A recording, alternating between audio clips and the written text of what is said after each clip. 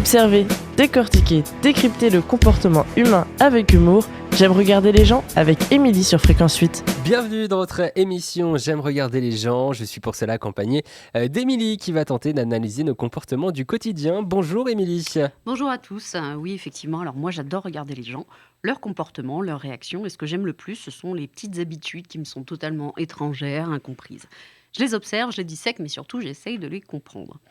Aujourd'hui, je vais vous prouver que la fainéantise n'a pas de limite. Si, je vous assure, vous allez voir.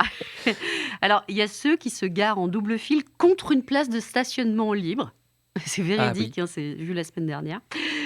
Mais j'ai beau chercher, je vois pas. Sauf si la personne est paralysée des poignets. On peut donc que conduire en ligne droite. Tu vois, sinon, je comprends pas. Il y a juste à tourner. Enfin, bref. Bon. Suivant, ceux qui mettent le rouleau de papier toilette sur le distributeur.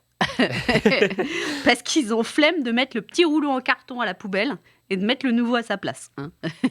D'ailleurs, pendant qu'on parle de PQ, ceux qui ont un distributeur pour les paquets carrés, tu vois, hein, les vieux paquets carrés, et qui achètent donc des rouleaux. Ouais.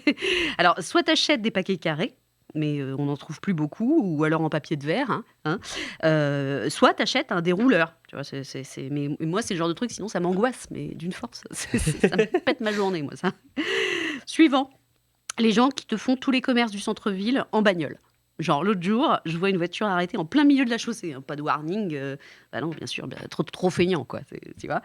Il récupère sa gonzesse qui sort du tabac. Donc, 2 pas pour aller de la porte du tabac à la portière de la bagnole. Hein. Je reste sagement derrière en rongeant mon frein, et pas celui de la voiture.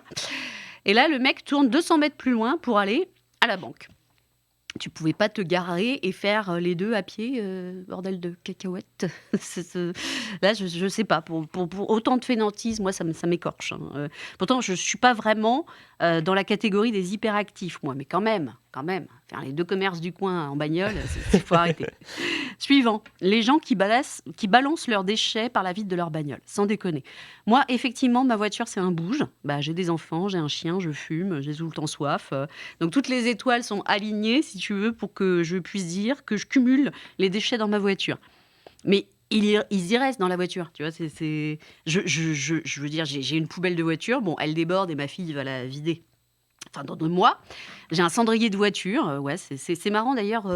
Comme maintenant, dans les bagnoles, t'as ni allume-cigare, ni cendrier. Bref, j'en ai acheté un. Et quand il déborde, je le vide dans la poubelle de la maison. Tu vois, normal, quoi. Et bien évidemment, les bouteilles d'eau. Il y en a à peu près autant de bouteilles semi-finies que dans ma voiture qu'au pied de mon lit. C'est un raccord. Remarque, c'est peut-être une forme de fainéantise aussi de ne pas les terminer et de les accumuler comme ça. Oui. Ah là là, le monde est perdu, ma bonne dame. Oui, le monde est perdu. Merci Émilie. À la semaine prochaine pour de nouvelles aventures. Observer, décortiquer, décrypter le comportement humain avec humour. J'aime regarder les gens avec Émilie sur Fréquence 8.